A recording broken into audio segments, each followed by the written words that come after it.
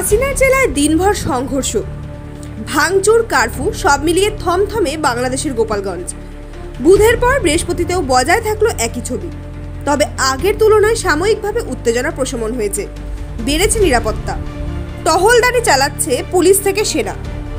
তিনি থাকলে পরিস্থিতি এতটা হাতের বাইরে যেত কিনা তা জানা নেই, কিন্তু তার জেলাতেই যে এখন উত্তাল পরিস্থিতি সেই খবর পেয়েছেন শেখ হাসিনা।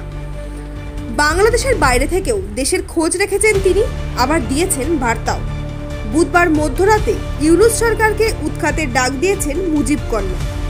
তিনি বলেছেন, যার যা আছে তাই নিয়ে বেরিয়ে পড়ুন। এই মুহূর্তে মানুষকে প্রতিবাদে সামিল হতে হবে। এই সরকার মানুষের রাজনৈতিক অধিকার কেড়েছে, তাই এদের উৎখাত করতেই হবে। তার সংযোজনে একটি নতুন দল তৈরি হয়েছে, এনসিপি।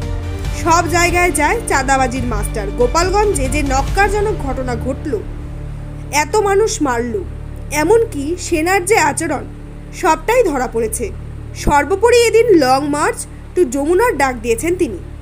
বলে রাখা ভালো, এই যমুনাতেই রয়েছে অন্তর্বর্তী সরকারের সমস্ত প্রশাসনিক দপ্তর ও ইউনূসের বাসভবন।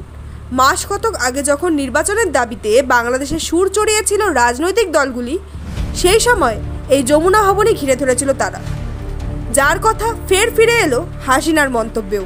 Bureau report, news up daily.